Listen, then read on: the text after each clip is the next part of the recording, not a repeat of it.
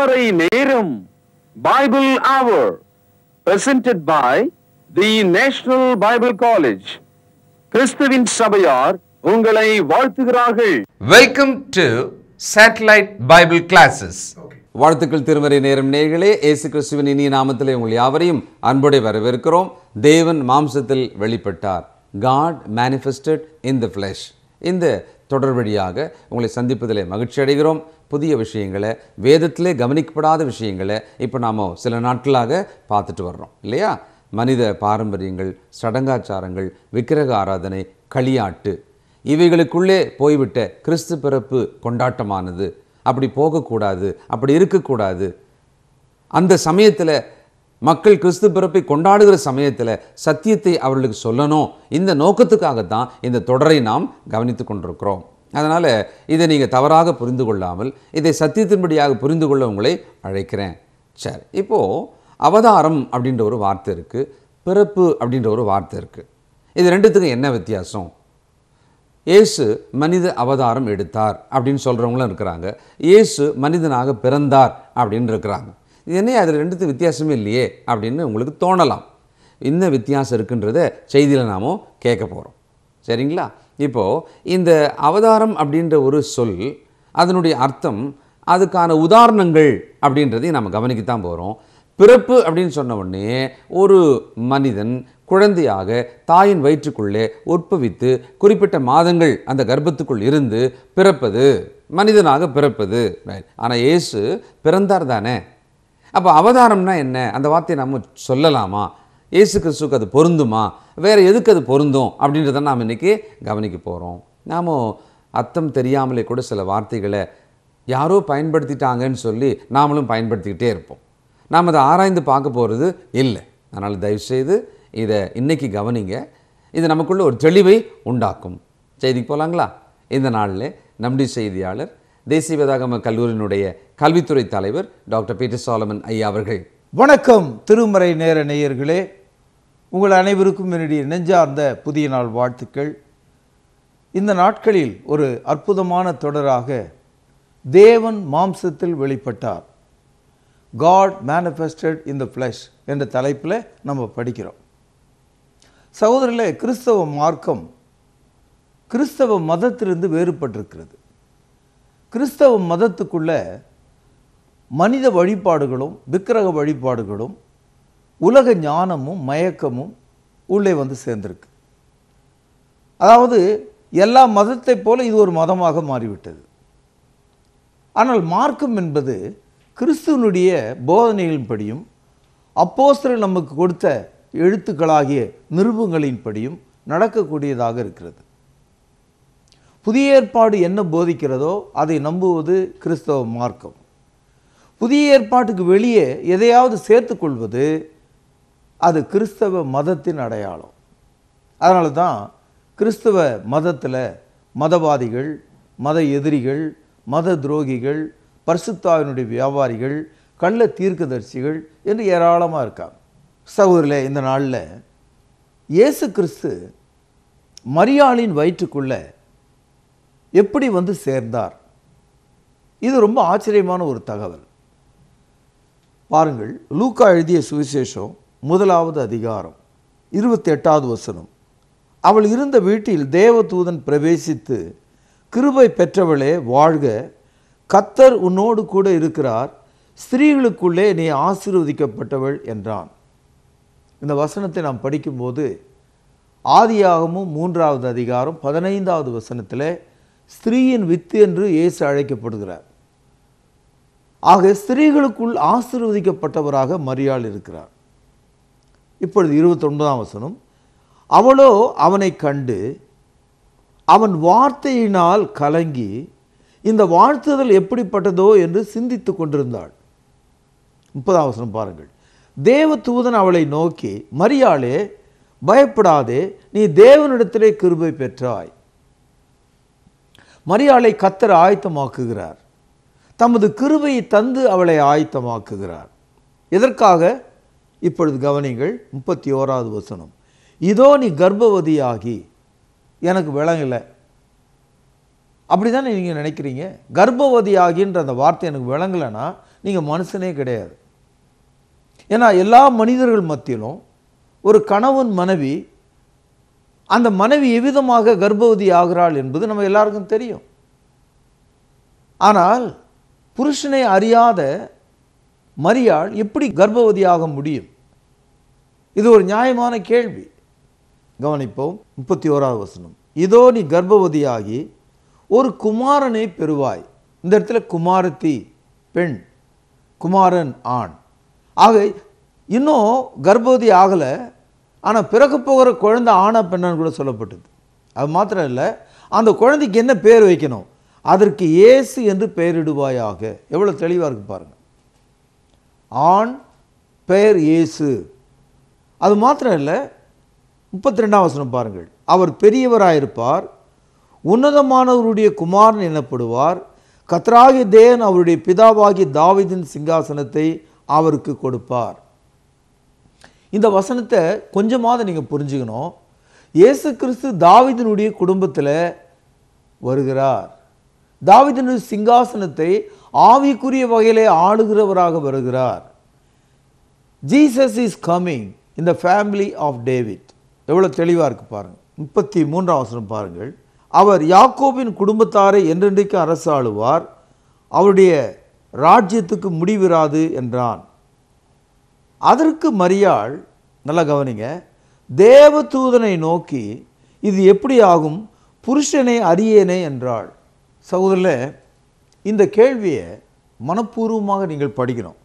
மரியாள் சொல்கிறாங்க, நான் புருஷனை அறியேன், எனக்கு புருஷன் என்று ஒருவர் நியமிக்கப்பட்டிருக்காரு, ஆனால் நாங்கள் உறவு கொள்ளவில்லை. அப்படி இருக்கும்போது என்னுடைய கர்ப்பத்தில் எப்படி ஒரு குழந்தை உண்டாக முடியும்? நியாயமான கேள்வி. இந்த கேள்விக்கு பதிலை தெரிஞ்சுக்கிட்டா தான் கிறிஸ்தவ மார்க்கத்துக்குள்ளே நீங்கள் வர முடியும். அதற்கு தேவதூதன் என்ன சொல்கிறான் என்று கவனிங்க. 37வது வசனம். தேவனால் கூடாத காரியம் ஒன்றுமில்லை என்றார். தேவனால் கூடாத காரியம் ஒன்றுமில்லை. அப்போ தேவனுக்கு சித்தமானால் கல் கூட பேச முடியும், அடைக்கப்பட்ட கர்ப்பம் திறக்க முடியும். தேவனுடைய வார்த்தை வல்லமை உள்ளது. இப்பொழுது தேவதூதன் மரியாள் எவ்விதமாக கர்ப்பம் அடைவாள் என்ற தகவலை சொல்கிறார். கவனிப்போம். 35வது வசனம், லூக்கா 1ஆம் அதிகாரம் 77வது பக்கம், புதிய ஏற்பாடு. தேவதூதன் அவளுக்கு பிரதியுத்தரமாக, பேனால் அடிக்கோடிடுங்கள், பரிசுத்த ஆவி உன்மேல் வரும் 1, உன்னதமானவருடைய பலன் உன்மேல் நிழலிடும் 2, ஆதலால் உன்னிடத்தில் பிறக்கும் பரிசுத்தம் உள்ளது, தேவனுடைய குமாரன் எனப்படும் 3 தகவல்கள் இங்கே சொல்லப்பட்டது. அதாவது மரியாள் எவ்விதமாக கர்ப்பம் அடைவாள்? பரிசுத்த ஆவியானவர் நிழலிடும்போது தேவனுடைய வார்த்தையானது அவருடைய கர்ப்பத்துக்குள் செல்லும்.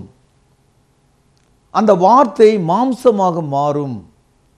இதைத்தான் யோவான் 1ஆம் அதிகாரம் 14வது வசனத்திலே நாம் வாசிக்கிறோம். யோவான் 1:14, புதிய ஏற்பாட்டில் 124வது பக்கம் 14வது வசனம். அந்த வார்த்தை மாம்சமாகி, அதாவது அந்த தேவதூதன் சொன்ன அந்த வார்த்தை மாம்சமாகி கிருபையினாலும் சத்தியத்தினாலும் நிறைந்தவராய் நமக்குள்ளே வாசம் பண்ணினார். மரியாளுடைய வயிற்றுக்குள்ளே அந்த வார்த்தை மாம்சமாக மாறியது. இப்பொழுது ஒரு முக்கியமான கேள்வியை உங்கள் மத்தியில் நான் வைக்க விரும்புகிறேன். அது என்னன்னா, இந்தியா போன்ற ஒரு நாடு, இந்த நாட்டில் இருக்கிற மதங்கள், இந்த மதத்தில் ஊறிப்போன கொள்கைகள் இருக்கு. அதாவது அவதார கொள்கைன்னு இந்து மதத்தில் எல்லா பிரிவுகள் மத்தியிலும் இது இருக்கு. கிரேக்க நாட்டில் இந்த மாதிரியான ஒரு சிந்தனை இருக்கு. அதாவது அவதாரம் என்ற ஒரு வார்த்தை இருக்கு. இன்னைக்கு நீங்கள் நல்ல கிறிஸ்தவராக, போதகராக, வேதமானவராக இதை கண்டிப்பாக உன்னிப்பாக கவனிக்கணும். இப்போ இயேசு கிறிஸ்துவனுடைய பிறப்பை குறித்து பேசும்போது நீங்கள் அவதாரம் என்ற ஒரு வார்த்தையை பயன்படுத்தினீங்கன்னா, அவதாரம் என்பது வடச்சொல், சமஸ்கிருதம், தமிழ் அப்படியே நம்ம அவதாரம் எழுதிடுறோம். அவதாரம்னா என்ன அர்த்தம்? அவதாரம்னா அதாவது ஏதோ ஒரு உடல்ல வெளியே இருக்கிற ஒரு உயிர் அல்லது ஆவி அதுக்குள்ளே புகுந்து கொண்டால் அது அவதாரம் என்று பெயர். அதாவது external spirit possessed in a body. வெளியே இருக்கிற ஒரு ஆவி இன்னொரு உடலுக்குள் புகுந்து கொண்டால் அது அவதாரம்.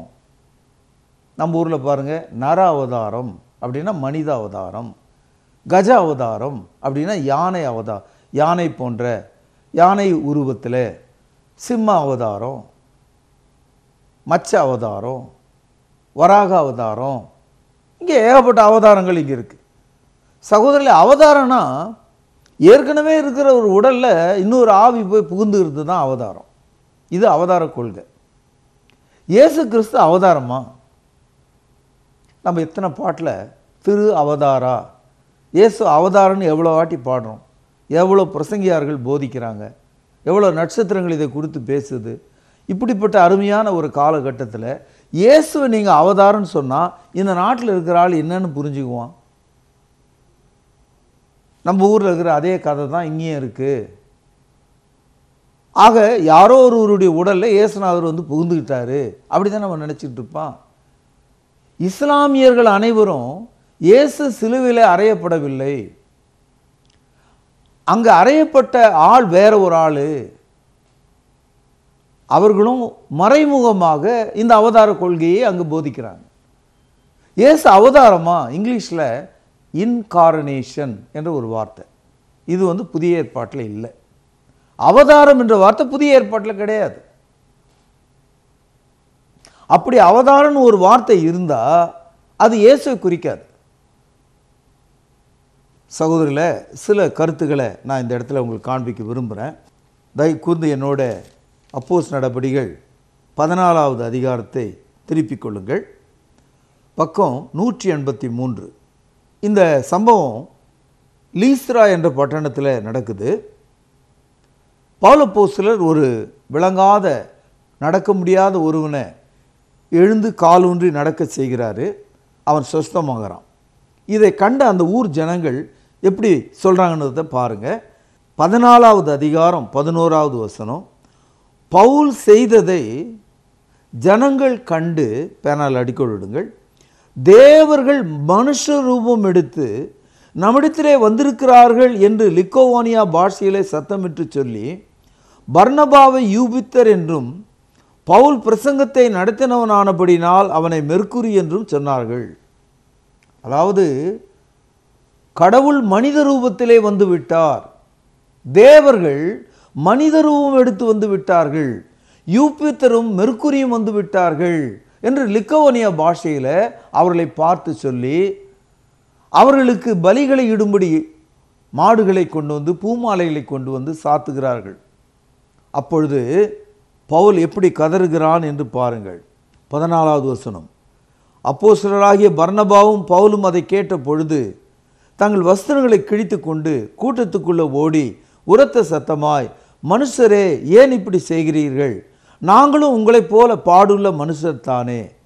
நீங்கள் இந்த வீணான தேவர்களை விட்டு வானத்தையும் பூமியும் சமுத்திரத்தையும் அதிலுள்ள யாவற்றையும் உண்டாக்கின ஜீவனுள்ள தேவனிடத்துக்கு மனம் திரும்ப வேண்டும் என்று உங்களுக்கு பிரசங்கிக்கிறோம். அவதார கொள்கைன்னா இதுதான். மனுஷன் என்ன நினைக்கிறான்? கடவுள் இறங்கி இந்த ஆளுக்குள்ளே வந்துட்டார்.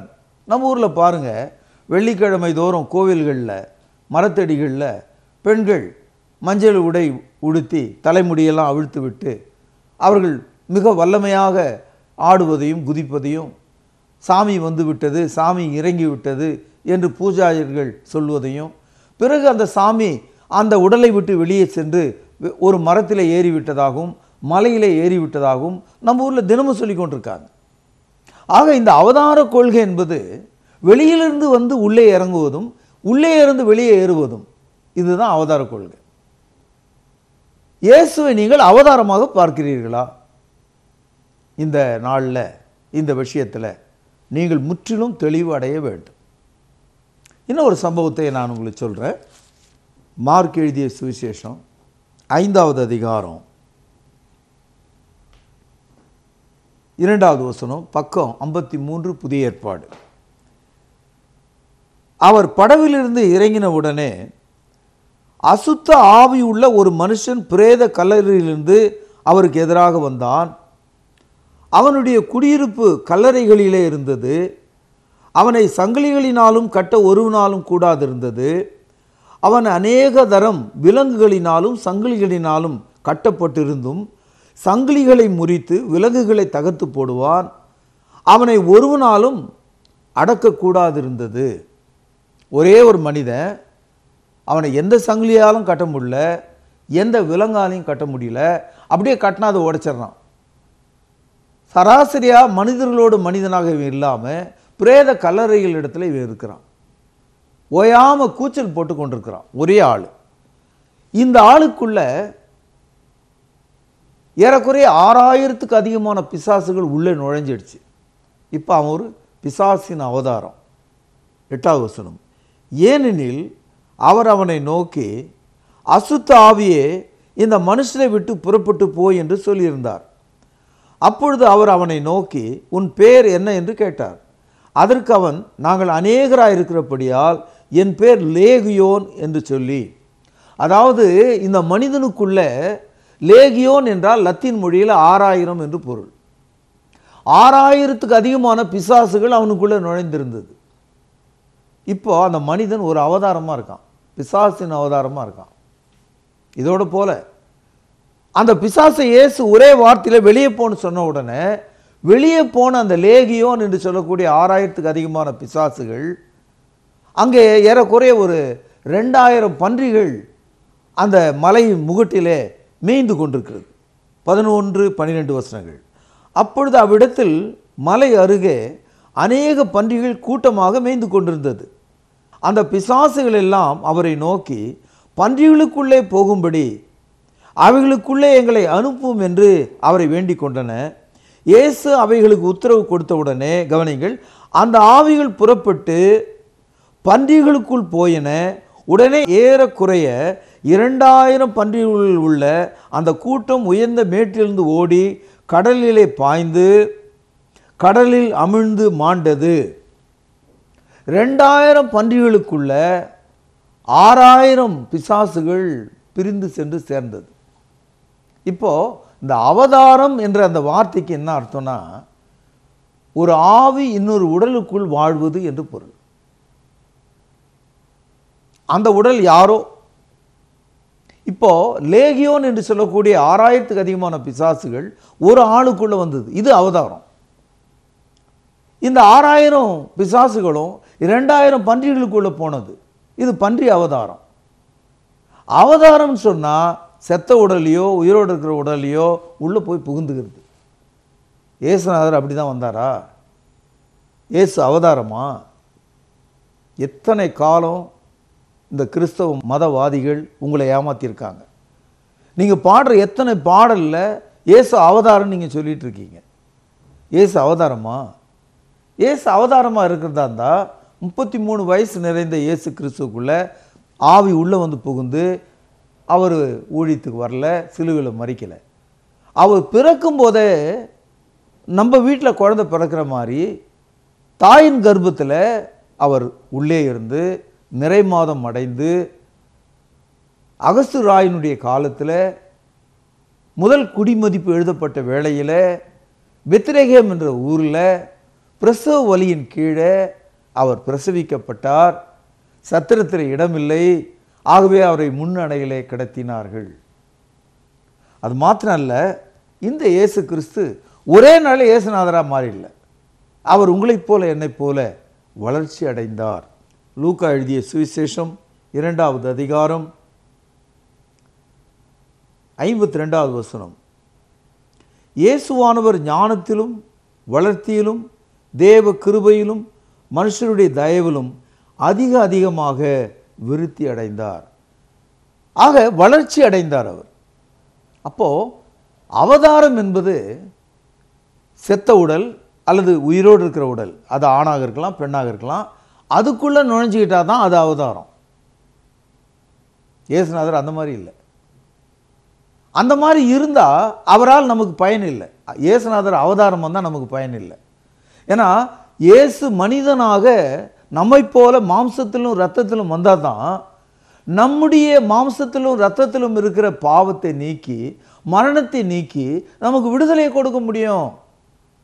ஆகவே இயேசுநாதர் அவதாரம் இல்லையா, அவர் மனுஷனாக பிறந்தாரு. எபிரேயர் 2 அதிகாரம் 14வது வசனம். ஆதலால் பிள்ளைகள் மாம்சத்தையும் இரத்தத்தையும் உடையவர்களாயிருக்க அவரும் அவர்களைப் போல மாம்சத்தையும் இரத்தத்தையும் உடையவரானார். மரணத்துக்கு அதிகாரியாகிய பிசாசானவனை தமது மரணத்தினாலே அழிக்கும்படிக்கும் ஜீவகாலமெல்லாம் மரண பயத்தினாலே அடிமைத்துவத்துக்குள்ளானவர்கள் யாவரும் விடுதலையாக்கும்படிக்கும் அப்படியானார். இயேசு அவதாரமாகி இப்படி ஆகல, அவர் மனுஷனாக மாம்சத்தில் இரத்தத்தில் பிறந்து, எல்லா மனுஷனும் மாம்சத்திலும் இரத்தத்திலும் மரணத்துக்கு அடிமையாக இருக்கிறதுனால மரணத்துக்கு காரணமாக இருக்கிற பிசாசானவனை தமது மரணத்தினால் அழிக்கும்படியாக அவர் மாம்சத்திலே வந்து பிறந்தார். சகோதரர்களே, தீர்க்க தரிசனமாக ஏசாயா 53 அதிகாரத்தில் என்ன சொல்கிறது என்று சற்று நாம் பார்க்கலாம். ஏசாயா 53 10வது வசனம். கர்த்தரோ அவரை நொறுக்க சித்தமாகி அவரை பாடுகளுக்குட்படுத்தினார். அவருடைய ஆத்துமா தன்னை குற்ற நிவாரண பலியாக ஒப்பு கொடுக்கும்போது அவர் தமது சந்ததியை கண்டு நீடித்த நாளாயிருப்பார். கர்த்தருக்கு சித்தமானது அவர் கையினால் வாய்க்கும். பழைய ஏற்பாட்டில் 260வது பக்கம், ஏசாயா 53 அதிகாரம் 11வது வசனம். அவர் தமது ஆத்தும வருத்தத்தின் பலனை கண்டு திருப்தியாவார். என் தாசனாகிய நீதிபரர் தம்மை பற்றும் அறிவினால் அநேகரை நீதிமான்களாக்குவார். அவளுடைய அக்கிரமங்களை தாமே சுமந்து கொள்வார். 12வது வசனம் பாருங்கள்.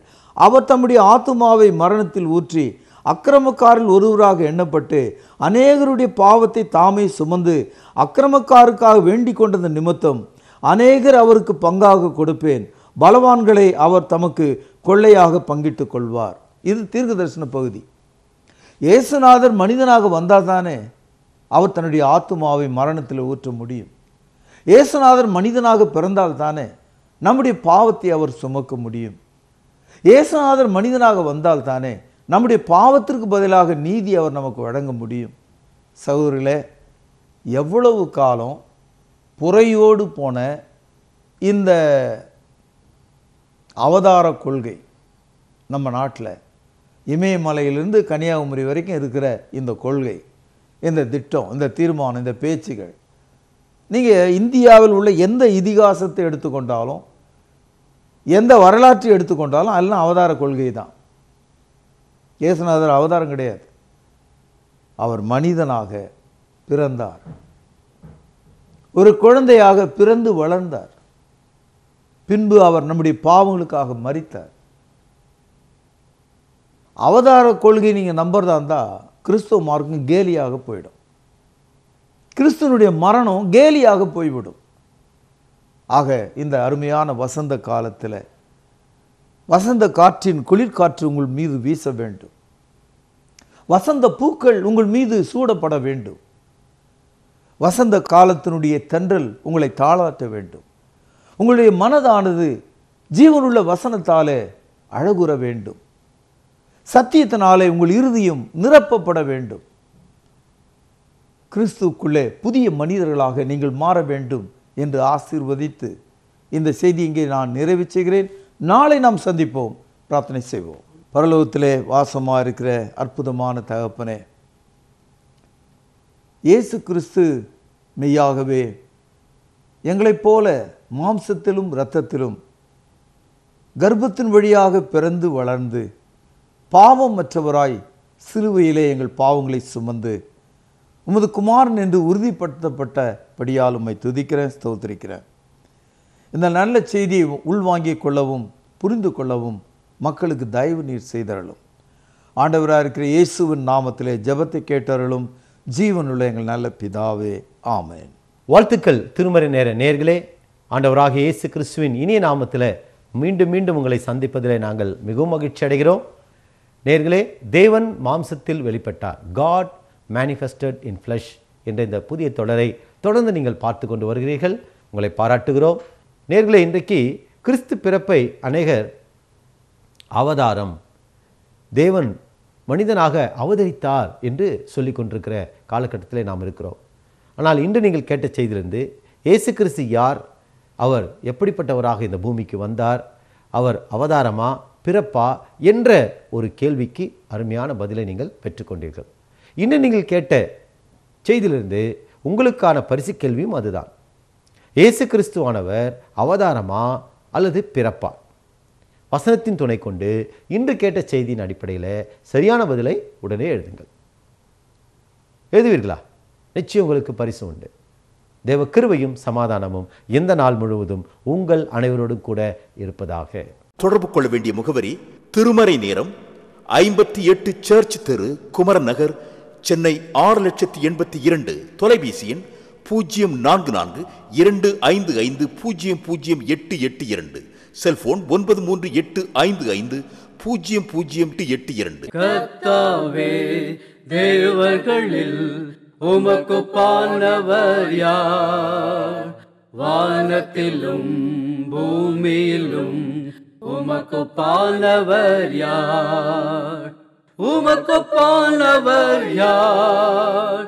உமக்கு பானவர் யார்? வானத்திலும் பூமியிலும் உமக்கு பானவர் யார்? வானத்திலும் பூமியிலும் உமக்கு பானவர் யார்?